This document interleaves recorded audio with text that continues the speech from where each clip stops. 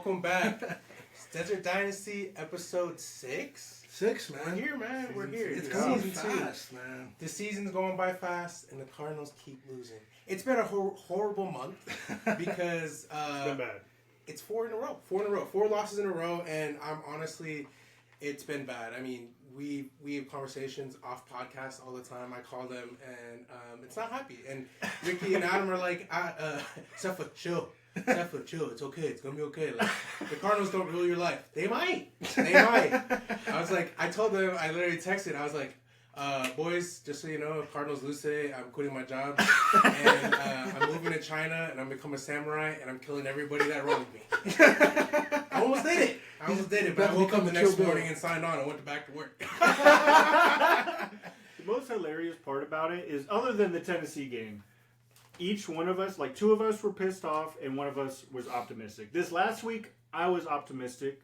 Obviously, our offense has performed the best as it is. The whole season. The best all season. Yeah. So I'm kind of optimistic about it, but still, I mean, 4 straight losses to opponents we definitely should have won, and the score tells that. We've lost by a combined point of 9. Yeah. So, and it's all by field goals except for this last one, and we still should have won that last one, barring a missed penalty call. Yes. So, and we're going to break it down, and we're going to talk about the Colts loss, but what do you guys think? I just think it's disappointing, right? Because our offense, this is the first time we've ever seen our offense actually carry the team, but then our defensive head coach shits the bed, right? Like Nick Rallis and Gannon, you'd think, oh, this is our opportunity to actually get a dub because we can put the defense in control and the reins to win the game, and then they just kind of let it go. And honestly, Jones looked freaking like he didn't even get bothered the whole game. So like it was a little disappointing watching that defense this week. Yeah, no, it definitely was, and we're definitely going to dive into that in our Cards versus Colts recap segment here today. Before we start that, obviously, you know, here at Desert Dynasty, we are a Cardinals-focused podcast, but we do love all of our Arizona sports teams, and so we're just going to address those really quickly. First and foremost, to just fucking start off the weekend, depression, okay, with Sam Levitt not playing with ASU against Utah, which we were all worried about this game. We pinpointed it last season, and we got steamrolled. Just absolutely taken out. Dud. But Sam Levitt is back this week against Texas Tech. Number 7 ranked. And they should be in top 5 easily. They've been steamrolling teams. I think he gives us a chance in every game no matter what. And it is at home. Oh, yeah. So if we want to, you know, go to the college football playoffs, we got to win this one. And we haven't lost a game at home since 2023. Levitt hasn't. Yeah. Levitt is undefeated at home. So, I mean, let's continue that win streak, baby. Let's go beat the number 7 ranked team in the world. Yes, sir. And let's go put ourselves back on the map. We keep getting in the top 25, losing. Falling out. Getting in the top 25, losing. So, let's go. If we do it, obviously, we're going to get in the top 25. Exactly. But it's a tall task. I mean, we looked so bad on Saturday against Utah. We couldn't get the ball rolling. Sims, we already know, is garbage. Trash. And defense wet the bed. I feel bad. Shout out to Zyrus, our boy. He's out for the season, man. He got hurt. Yeah. Really? Yeah. The linebacker. R.I.P. dude. So hopefully he can rest up, get ready. He's going to go to the draft next season for sure. Yeah. Okay. And definitely in regards to the Diamondbacks, obviously not the season we wanted, but a small silver lining is Corbin Carroll, and he's actually a Golden Glove finalist in right field this year. So that's super awesome. Phoenix Suns just finished up preseason. Yep. They start against the Kings on October 22nd, which also, speaking of the Kings, Russell Westbrook just signed with them today. Nice. So that'll be nice. I'm a big fan of his. Pissed that he's in our division now, though. Yeah. Also, just to kind of dive into a little bit of the Cardinals, Darius Robinson, he's missed the last 2 games. He is practicing this week, so hopefully we'll see him. We need that depth. And he made a good play against... He got a sack against his last game that he played in. The Seahawks. The Seahawks. There you go. Yeah. Also, MHJ is in concussion protocol, limited in practice today. Let's just talk about that real quick. I hope to God that he didn't even have a concussion. He was pissed. He was pissed they were taking him out. They legit were like, nope, you have a concussion, and he's like, he was going like this, walking into the locker room. He's like, are you kidding me? Like, I passed all of the tests. Yeah. And you want to pull me from this game? I think the concussion protocol is overzealous, really, to be honest, if that's the correct word, for football players ever since the CTE stuff started becoming, really big. I think the MHJ was perfectly fine, and he knew he was, but it was precautionary, I think. You know what I feel like happened? I don't know if you've ever fell and actually snapped your neck like that before, but you kind of you get a little whiplash, a little dizzy, and you're getting up, and you're sitting up. I think that's what happened, and they're like, "Oh, he has a concussion." Stupid. I mean, if he passes all the tests, Yeah. And what I say is, for all you soft Gen Zers, he got his bell rung, okay? And if you get your bell rung, just get back up and get back to it. You know what I mean? Yeah. And I think Harrison knew that, and he wanted to be there. His dad, and legend of the Colts, he wanted to play in that stadium. And what do? We just put him on the sideline. And he was having a good game thus far. Yeah. So, I mean, we don't know how the game would have been with him or without, but it would have been a dub. Wow. But we'll talk about that probably. in a second. No, but I'm praying to gods that it can actually pass the protocol of the concussion. I can't even speak, and play this week because we really need a good offense this week against the Packers. And I do love Zay Jones and Mike Wilson, but Harrison was the guy right now that's going to carry us. And just a teaser of that, I don't think the Packers are that good. Wow. I really don't. Looking at their stats and the teams they played, I'm not impressed personally, but we'll see what happens. Didn't they lose to the Browns? Lost to the Browns. And they tied the Cowboys. And they barely beat the Bengals last week. Yeah, dude. So, is fraud alert? Am I going to say that? Ooh. Fraud alert to the Packers, who were number 5 in the freaking conference or in the power rankings. Which, my God, who makes these, dude? They shouldn't be. Yeah, and then the Seahawks number 3. I don't care. I mean, I still ain't scared of you, Sam Darnold. Sorry. We're Cardinals fans. We hate y'all. But I'm just saying the Packers, man. I don't know. Maybe they are frauds. Yeah. Well, hopefully our defense. We know we've been kind of disappointed with them lately. Walter Nolan got his 21-day practice window opened up. And I hope to God he plays this week. Worst case scenario, he does play against the Cowboys no matter what. Is what I think. I think that's the most realistic thing. So. Now, with that being said, let's dive into this last game. Well, we're so not necessarily pissed off, a little bit optimistic, but what kind of brought us to our 4-game losing streak right now. Cardinals win against the Colts. We did eventually lose 27-31. There was a missed PI call on Trey McBride in the end zone. We were in the red zone on fourth down. Missed PI call 50 on seconds McBride. left in the game. 50 seconds left. If we got it, we would have went to the first. We could just run it in. Yeah, we would have went to the with one. Jacoby Brissett. Exactly. Tush push dub. Exactly. Worst case scenario, we go to overtime because they kick a field goal because our defense And let's can't just play. talk about it. Let's just talk about it. The entire game, the refs were lopsided. Yeah. Every single thing that the Cardinals did wrong, they called it. Every single thing the Colts did wrong was left untold. They held Josh Sweat every single play I saw. Yeah. Almost every single play. And yeah, granted, you're at the end, you're fast, you're going to get held. I expect 1 or 2 to get called. Nothing was getting called. But nothing was getting called, especially on that final drive when they needed a touchdown to go up. Yeah. Josh Sweat was getting held that entire drive. Not a single one. And then there was a 3rd and long, and he also got held, and it was a pass complete to Josh Downs or something. And still no flag. And those are game-changing calls, obviously.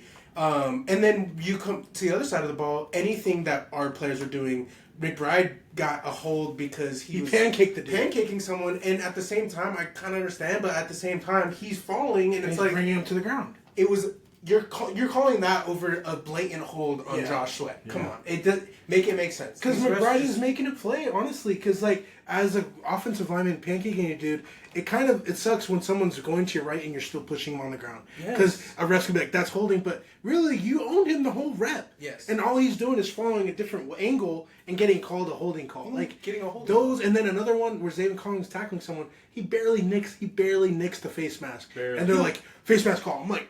And that reminds me, the next drive when we got the ball back, Michael Carter his whole head pushed up by a hand, and they didn't call no face mask. And I'm like, make it make sense. I'm not gonna say it's a face mask because you just accidentally pushed his head up, but you called one on Zayvon. Yeah. So make it make sense. These refs were so blatantly calling it for the home crowd. I swear. Yeah, no, I definitely agree. There were some missed calls.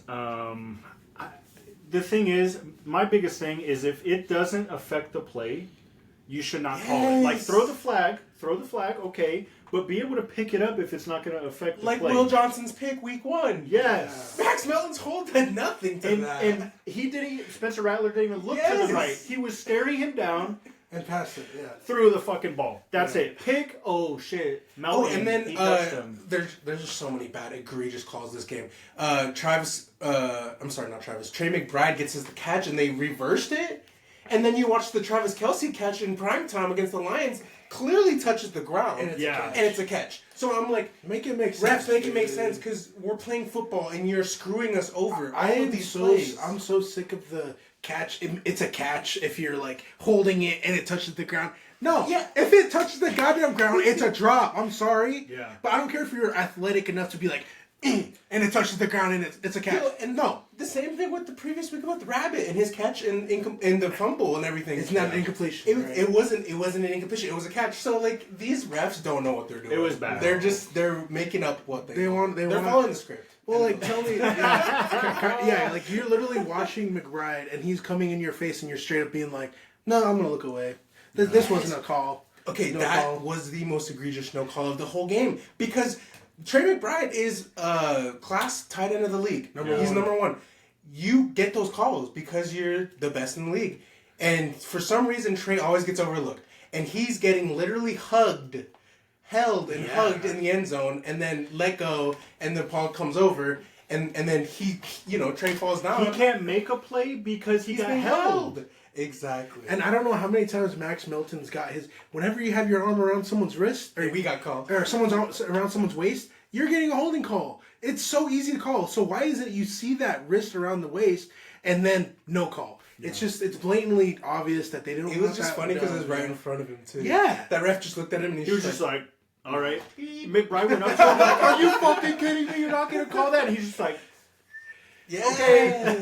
But yeah, shoulda, woulda, coulda. Horseshoes is only close for close is only good for horseshoes and hand grenades. But we're not gonna say shoulda, woulda, coulda no more. We're just gonna talk about what coulda we done to win. And like I said in the intro, defense did not come to play. Yeah. 31 points, any team is bad.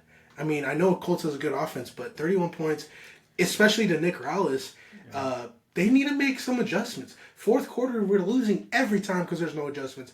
And I didn't see any blitzing. I don't know about you guys. I didn't see any blitzing. Yeah, and Jones got tackled sacked once, maybe? Yeah, and hardly any stunts either. Yeah. Like, we're just going up in front of them. It doesn't scare nobody. On pass rushing downs or obvious passing downs, you should always stunt. Yes. Just always stunt. Blitz, also confusion is part of blitzing. You can still send forward, but send like a corner, put an outside linebacker to his flat, and then drop a defensive lineman to the middle. Something like that. We have athletic players on our team. Mm-hmm. That was our identity. We got to be able to fly around. We're fast, and, we can stop the run. Well, guess what? We didn't stop the run. We can't get to the fucking quarterback. Mm-hmm. The Colts do have a great offensive line. Let's say that. Yeah. But we should be able to get to the quarterback. We focused on defense. Yes. And we cannot get to the quarterback. We have way too many assets on defense to do how we played on Sunday. Exactly. And I told you boys, this is a reflection of we're not a complete team. We're not. It's either our offense shits the bed and our defense does great. Mm-hmm. Or on Sunday, our offense does great and then defense shits the bed. Mm-hmm. And then special teams has always been hit or miss all year. Like, that's a fact.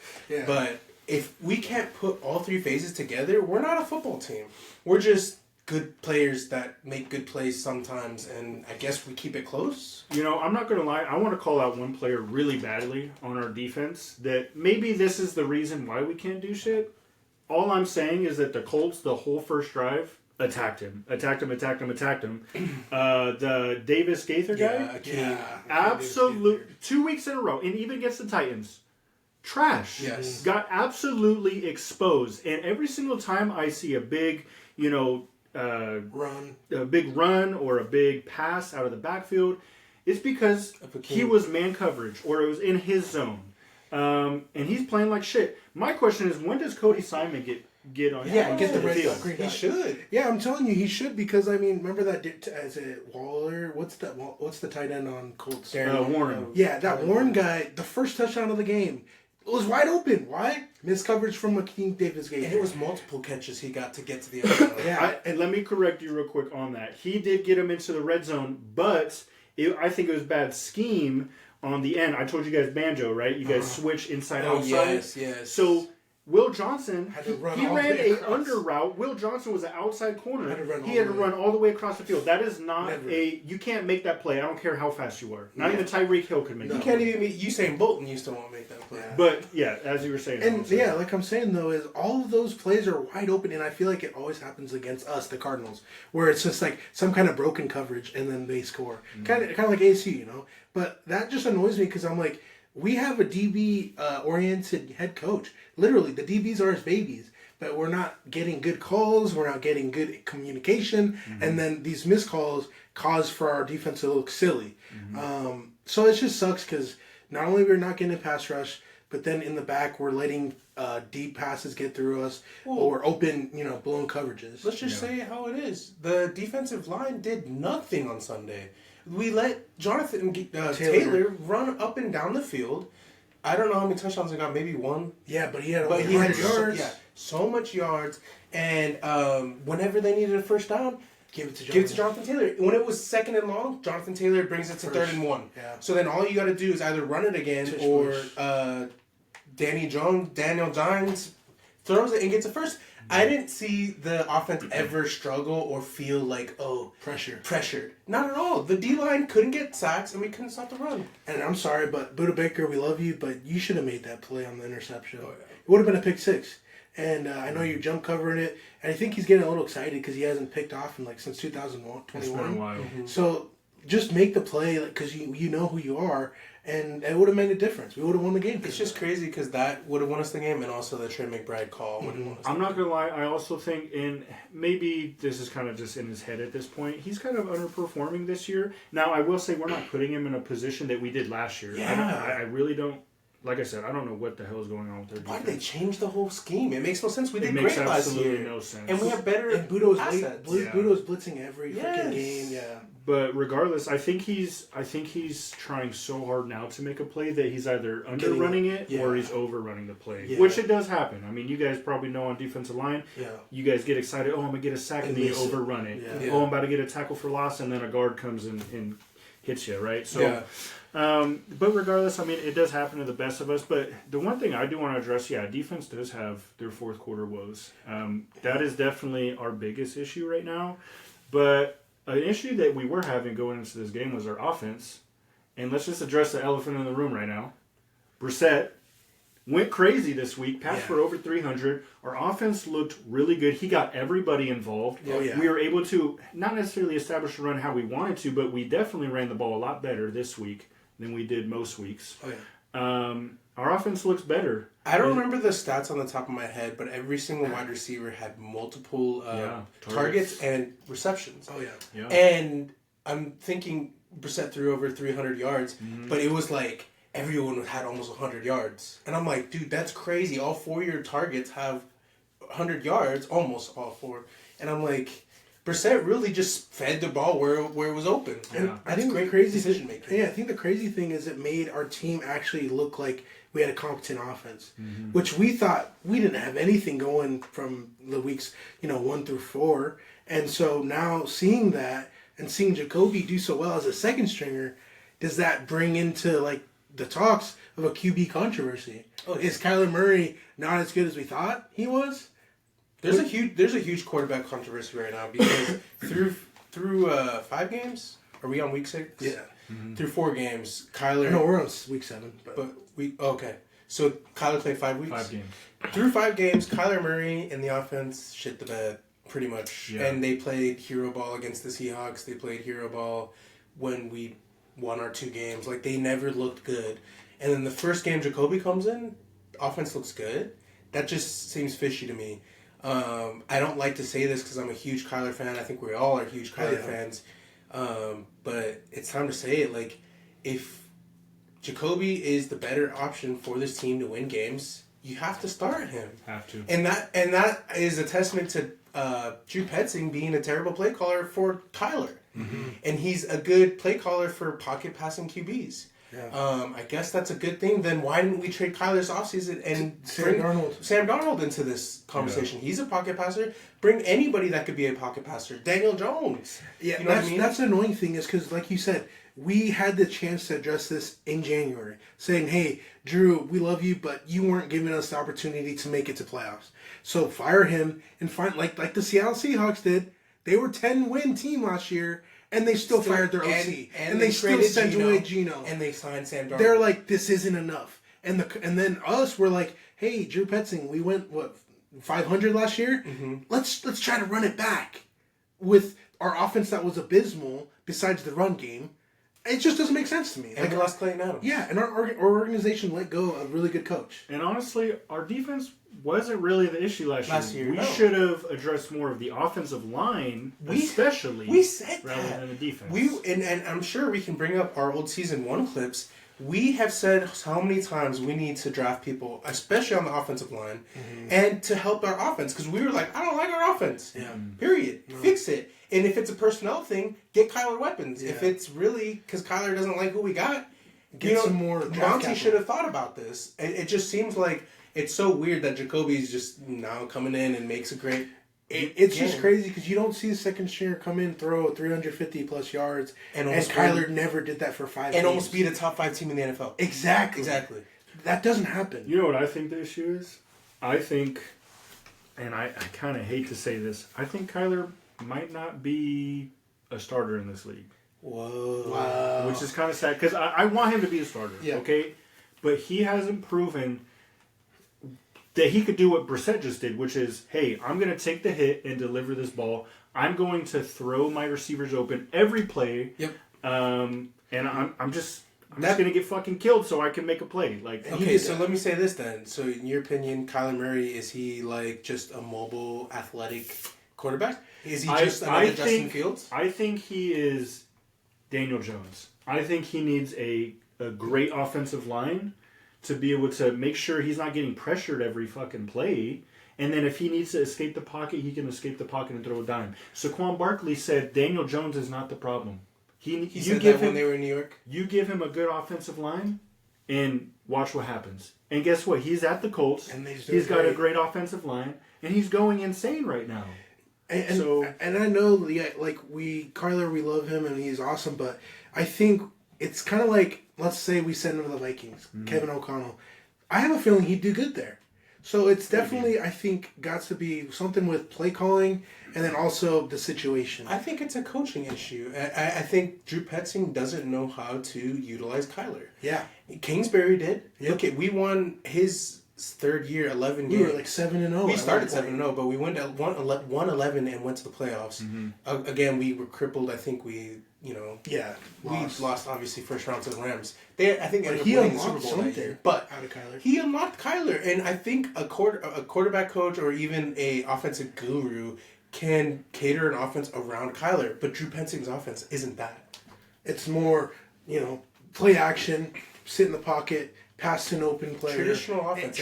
Yeah, and it didn't look bad at all. Don't get me wrong, I liked it, and it made me feel like some kind of torn. I was like, man, I hate you, Drew, but that was good play. I don't like the screens. Fuck the screens. Those were bad. But other than that, he's been doing good this last week, and I think we have a chance to do good with the Packers. But yeah, it just draws us conclusion. What do we do with Kyler now?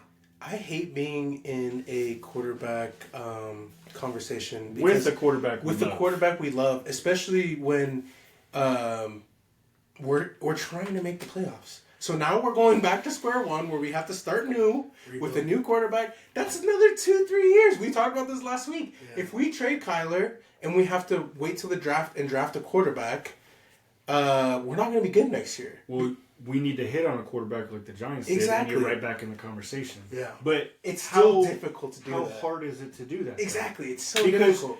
We called it. We called it because we know, but all the analysts and all that did not think Jackson Dart was going to be him. Yeah. So, it's just going to be so tough, and I don't like any of the quarterbacks going in. Honestly, we got to bring up the fact that Monty has been drafting like shit. Let's just be honest. Looking back at his drafts, Not good. Not Well, good. let's go to the 2024 draft, which was, I think, 7 in the top And we 100. we had a ton of picks. So you got Marvin Harrison Jr. Okay, he's cool. Number 4 overall.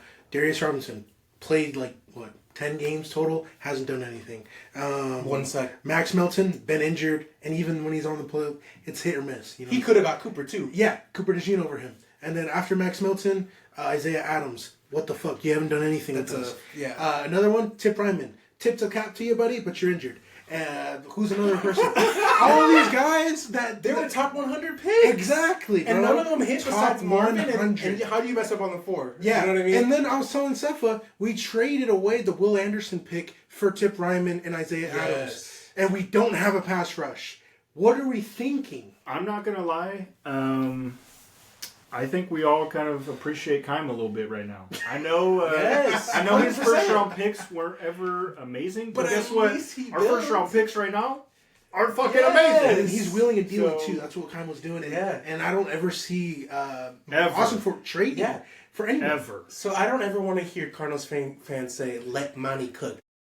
Nah, bro. Sorry. Oh, nah, brother. shit. Nah, brother. That's how you know he's pissed off, bro. Nah, brother. Don't can't say let Monty that, okay? cook. Don't let Monty cook, okay? Because he's not cooking. He He's not hasn't cooking. been cooking. He's not. And our most recent draft, the only one that's cooked is Will Johnson, and we knew that he We should have knew been that. first. Yeah. Everybody knew he Everybody should knew have that. like that, and we got lucky that he fell to us. So it's not really Monty cooking. It just got luck. That's just dumb luck. This is the thing. Keim drafted so that we could have amazing talent, and guess what? Some of them just didn't pan out. We got a little unlucky. Some of them got injury riddled. Some of them got to NFL, made their money, and said, Some "Okay, of I'm them, here." some of them looked like diamonds in college, aka Isaiah Simmons, and didn't do nothing in NFL. And the thing I liked about Keim was he was very a flashy dude. Exactly. We drafted Honey Badger. He panned out. We drafted Buda Baker, still a captain on our team. He drafted Trey McBride, and we already had what's his face from the Commanders. We already had Zach Byron Ertz. Murphy. No, we had Zach Yeah, Ertz Byron at the Murphy. time. He also drafted Byron Murphy. Yeah, drafted Byron Murphy. Hey, day 2 picks. Keim is Let's goated. Goated. Keim is goated. He's But this is the thing: is that Austin Ford, he'll make trades, but then he's missing the players And that you should have traded for. Yes. You're missing I'll the never players. forgive him for trading down when we could have got Cooper because he's like, I like Cooper, this guy, and Max. I'm cool with any of them, so we can trade down and still get one. Draft the guy. You could have had a punt returner of the future, aka pretty much Patrick Peterson, a top corner if we and had a punt Cooper, returner. DeJean, and Will Johnson. We would have discussed right now. And Will Anderson. And Will Anderson. And guess what? If you 'Cause wanted to put I'm not Cooper missing DeJean at Isaiah. safety, you could have. Yeah, You could have. I'm not missing you, Isaiah Adams. I'm not. No. Tip Ryman, I don't care about your pancakes. It's just not worth it. We had Trey McBride. Why That would was you a get dumb pick. Why would you bro. get a tight end in the third round? Yes, that was a And dumb I'm not pick. even that. He's not even a vertical threat, bro. He was trying to do a Keim thing, you know, because Yeah. we drafted, like you said, we Trey drafted Trey McBride. McBride when we already had. Wait, no, Ertz. but Trey McBride was the number 1 tight end in that draft. He was. And had 1,000+ yards at the Yeah, it was a Colorado great pick. State. He It was won a that great tight pick. end of the Exactly. year. It was a great pick. Yeah, Like we Tip can't shit on Ryman that was just a pick. rando. Yeah. And we knew Ertz was getting old. It's honestly like a, hey, mentor and then get replaced. Yes, Which is that's- what you're supposed to do. It was like Austin Ford's like, oh, let me listen to Caillou and Caillou.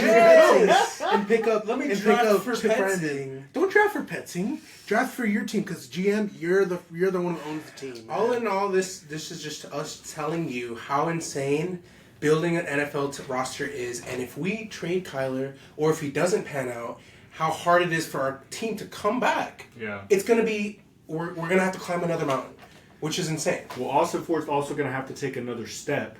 Is the issue, and we don't know if we can trust him because thus far he hasn't shown us that he's going to make the move that's going to put our team over the top. He's going to make the move to fill a spot. So even if we do make a trade for picks, what are you going to do with those picks? You haven't shown us you're going to do the proper and appropriate thing to take our team from wild card contenders to divisional and hopefully Super Bowl contenders. Yeah. And the thing that sucks is, even if we did trade away Kyler for a first, you're still not going to get the number 1 pick overall. And there's only going to be a handful of QBs that are really talented this year. So the Saints, the Jets are going to get that pick. Saints, So- Jets, Browns. Let's keep talking about it. Titans. Raiders, Titans. All these teams. Did we say Jets? Yeah. But yeah, that's still 5 teams. 5 or 6 teams that, that need and then quarterbacks. like 4 of them probably need a quarterback now. Yeah. So and I don't want to do another Josh Rosen, bro, because I know our team probably might be 500 this year. I don't think we're gonna lose the rest of our games. So at that point, if we're gonna be the 5th QB on the depth chart, you're not gonna get the elitist of the elite. So now we got to think with the Lamar Jackson thing. Remember? Which Oh my no, God. we're not gonna Like get I lucky said, like it doesn't that. happen It like just that. wouldn't. So then we're left with who's on the free agency block? Well, then Kirk Cousins. Then we wait until the next year, Sam Levitt. So Yeah. So, We'll see. so then, We'll see. so then we got 2 years of being asked and stuff. The one hey, thing- Brissett, we have him for this year and next year. Oh, you're right. Because Sam's probably gonna play another year in Yeah. college. Yeah. He's not gonna go to that. Definitely Yeah. not after another injury this year. Yeah. So. Yeah. But with that being said, obviously we're pissed off. We lost 4 in a row. Defense needs to pick it up to win. We played like shit, and then offense played great. And we hope Brissett is the answer. And then that brings up the controversy going into bye week and the Cowboys. I don't know if you guys We'll see saw, what but happens. Kyler practiced today. Yeah. He was very limited. limited. But Still he practicing. practiced. Why the hell is he practicing if he's limited or hurt? I I think he's trending to play on Sunday. I don't think he plays. If If he does, I think he gets hurt. Yeah, they might not play him because they want to be like, okay, let's keep it safe until the end of the bye. But Yeah. what I'm thinking, and it might be just me, is I think Kyler feel like he has a fire under his ass now after watching I Jacoby hope play he does. and be like, hey, I have something to prove. Well, my thing is, why did Kyler practice on Friday if they knew he wasn't going to play last week? I think he's closer to come back than he is from not playing. The thing is, he has the injury. I forget exactly what it's called. It's like Linsur. I don't know, something like that. But it's essentially like the muscles and stuff like Where it go hurts. away from your bones, like Okay. tears away from it. Essentially, something like that.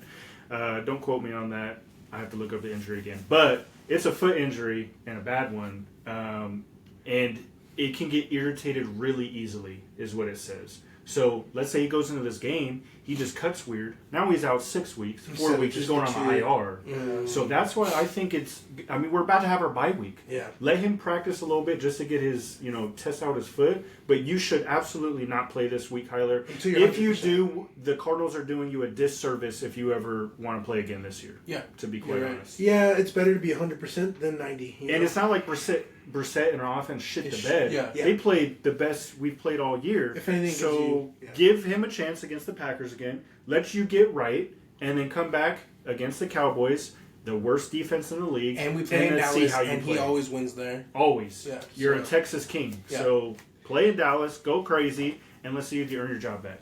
With that being said, we need to move on to the Preview the Packers. Cowboys- or Packers. First and foremost, Packers, like you said, top 5 power rankings. I think it's not deserved, but whatever. They are 4-1, right? Mm-hmm. So they're 9th in total offense. They're 5th in total defense. They're 3-1-1. Oh, 3-1 They got a and 1 tie. because they got the tie. That's right. I 5th in think total defense. They only have 2 turnovers, and they've only forced 3. Yeah, or given up 3. Sorry. I think the scary thing about them is their offense because, I mean, I love Micah Parsons, but their defense is it's I would say middle of the pack. Micah Parsons only has 3 tackles for loss and 2.5 sacks. Okay, but put him against Will Johnson. I mean, Will Anderson. Yeah. Will Shut the Hernandez. fuck up. Will Hernandez. Will Hernandez. Okay. No, he's a Mijotin. DN. He's gonna go against John Williams. He does both, bro. He stunts. Well, everybody stunts, especially Yeah, he's against gonna our destroy offensive Will line. Hernandez. This is Will Hernandez watching Justin Simmons. AQ Shipley, he was our center, right? A really good center He for us played for a a good long game. time. Yeah. They said that Hernandez got gassed at the end of the game. Uh-huh. So, which is It when was we his started first seeing the full issues. game. First full game. After a year of ACL tear. I'm just kidding. I honestly think Will Hernandez is our best offensive lineman besides By far. Paris. By Besides far. Paris. Okay. Now, So, But I was just trying to say, don't discount Micah Parsons. I'm not. Please. I will. Please. but what I was You know gonna he's say, gonna feast. the thing that scares me the most is that Jordan Love ran offense and Josh Jacobs.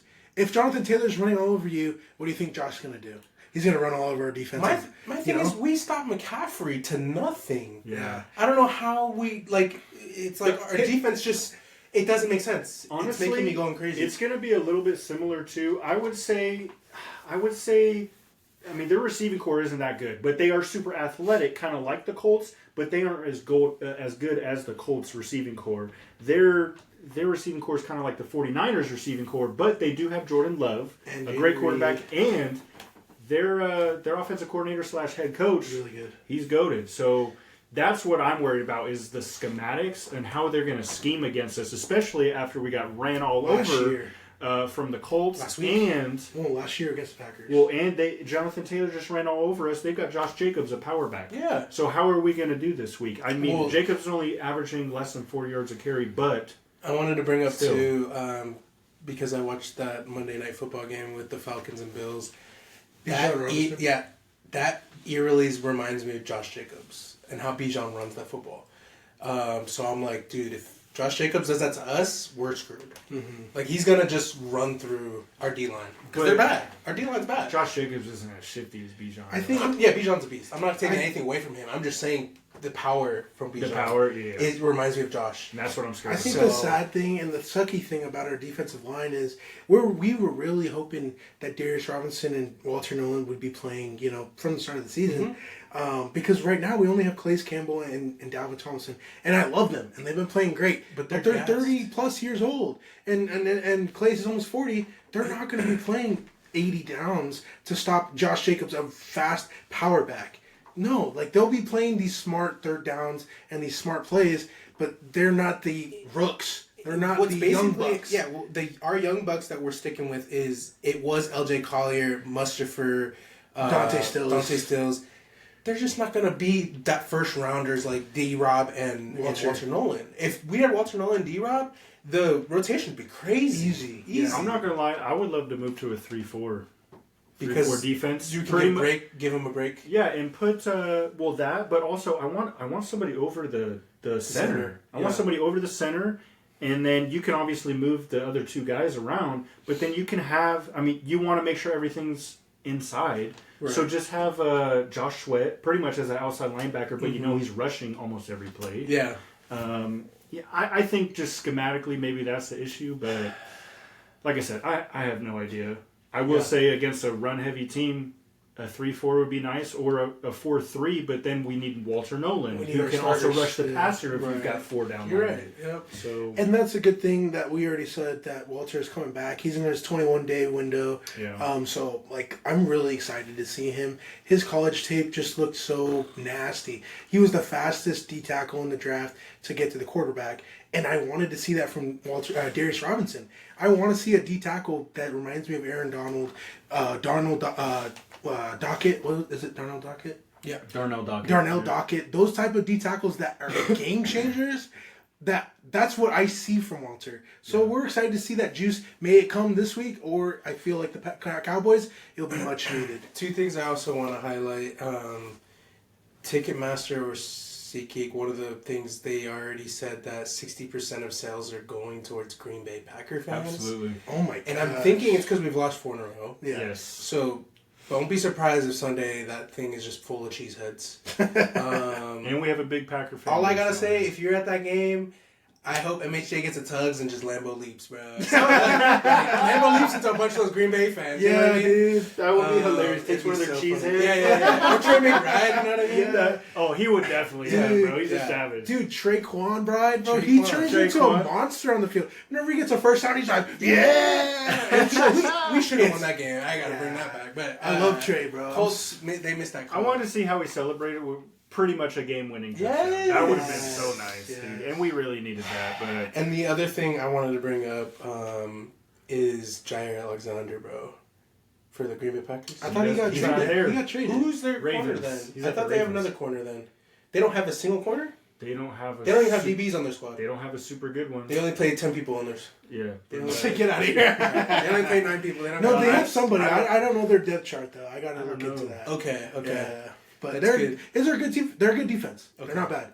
Okay. So They scheme. That's what they do. They're a scheme. Because Colts, they didn't have no corners. I think, and that's Well, one that's thing because we their guy didn't. got hurt. Exactly. And that's one thing we didn't bring up that I wanted to cover. Did Jacoby do good because their secondary was so dog shit? yeah, They were only missing one guy, Charvarius Ford. But their other 2 guys have But also- been known to suck. Also, I only know this because I saw Colts fans complaining about I, that. I have another player playing against the Colts. They give up the 7th most fantasy points to receivers in the league right now. So I don't think it's just a him problem. I think it's a secondary. So that's what I'm problem in saying. Do general. you think Jacoby can do good against another secondary that's decent? They're not decent. I would like Okay, to. so I would they're like to probably see. similar? They're middle of the pack. I would like to see it. That's like a prove it kind of deal with Jacoby. See if you can do another great game like you did last week, and then we'd have some kind of controversy. And on we our didn't cover this before we even moved on to burnout. I think Kyler would have feasted against the Colts, and that's just my opinion. hands. And A lot of fans are saying that. I just think he would have because that secondary was so bad.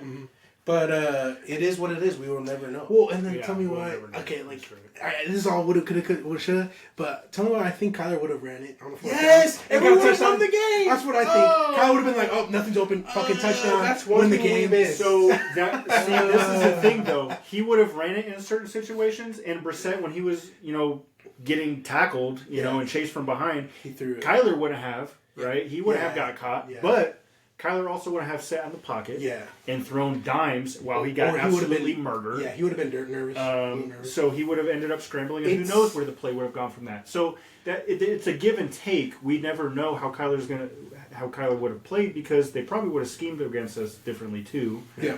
But also, he's not going to sit in and make those passes. It's So- just hard. I hate to stomach this. It does. I don't want to see it, but It's a might full happen. month. but it might happen, and then that's a, what's sad. a full month of losing, something's got to change. Yeah. So We'll have to see what happens. But with that being said, let's move on. let's go ahead and go to burnout. We're pretty much at the end of our episode here. I will be leading the questions today. First and foremost, if the Cardinals win this week, Sefa, regardless of the outcome, do we make any signings or trades during the bye week? No. Any at all? If we get any injuries on Sunday, yes, but I don't think so. Yeah, right now we'd only be 3-4. There's no reason to be doing big trades. The Jags make a trade because you have something going. So I'd say no as well. Okay. I would love to see one, but we have to win this week if we even want if we to want to do anything. exactly. threaten the idea of it. Yeah. Okay, next question, Junior. If Brissett plays and leads us to an amazing offensive production against the Packers, what's our patience with Kyler when he plays again against the Cowboys or any other team? If Jacoby wins this Sunday, I know Coach Gannon said that he's still starting Kyler when he's ready. Right. You're going to have a fan base that's screaming down your neck. Jacoby's got to be the starter. And I love Kyler, but at some point, if Jacoby's winning you games against top 5 power ranking teams and number 1 right now, or almost close to 1, Colts, then keep, if it ain't broke, don't fix it. So that's what I say. I agree.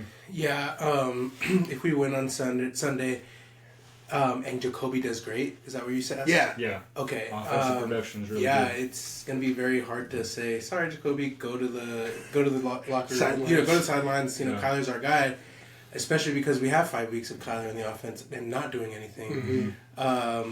But to counter it, if Jacoby doesn't do good and we win, then Kyler's back. Oh, yeah. Yeah, Oh, yeah. absolutely. I think Kyler comes back no matter what against the Cowboys if he's healthy. Yeah. I don't think he plays this week, like I said before. But I think he better score 21 points in the first half or the plug might be getting pulled. Yeah, and one thing I didn't say is we know the Valley. We know how much boomers are Cardinals fans, and we know every single one of them hates Kyler. Oh, yeah. I don't think I've ever met an Not a older single Cardinal one. fan that's like, oh yeah, I support Kyler. No, not a single one of them. The only ones I do is the younger generation, and even then, half the younger generation doesn't Don't like like Kyler. So Yeah. it's really just a niche, like we're a niche group that actually likes Kyler. Yeah. So it's definitely like Junior said.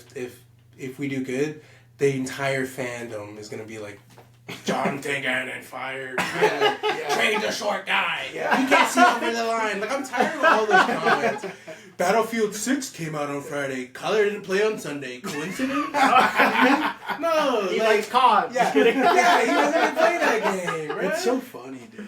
I'm just tired. Oh of it. my gosh. All right, well, let's just kind of ease our way out of this here. What is a great childhood memory that just kind of lives rent free in your head, Sefa? So one that just comes up randomly that popped up immediately when you asked is when we were kids, me and Junior, we lived in Utah, and one Christmas my mom and dad they bought us these like really nice sleds. They were like hoverboards or Nice. boogie boards. That's what they were called. And we just like opened all our presents and then immediately like took our new boogie boards to the bowl, which is like in Pleasant Grove, there's this little place we called the Bull, and it was just a bull. And when it snowed, it was full of snow. So we went there and we sledded like all morning, Christmas morning, and I think we were like 12, 13, and I was like magical. Lives rent free in my head. Just popped in my head. Hey, bro, that's a pretty good memory. Yeah. I got a good memory. We would come to Arizona every summer, and tell me why it felt hot. It felt hotter when we were kids. Oh yeah, right. Hot as And shit. so, Yeah. what is the best thing to eat but Otter Pops on a summer day? Oh, and we would just get the Otter Pop, chew that bitch off, and start eating.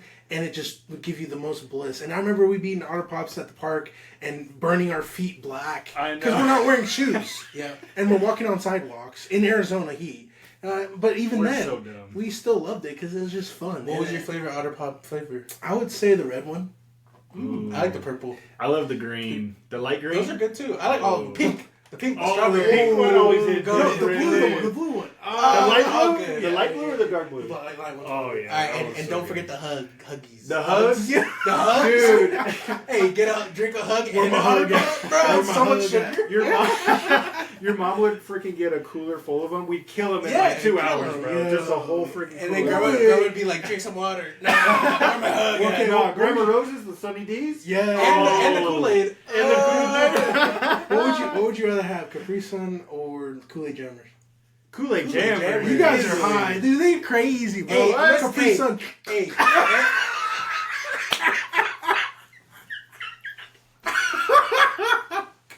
Yo, what? Capri Sun, bro. Okay. Hell no. Hell no. Hell no. Capri Sun. It's a Capri Sun, bro. Hell no, bro. Nah. Yo, boy had the Capri Sun big pouch.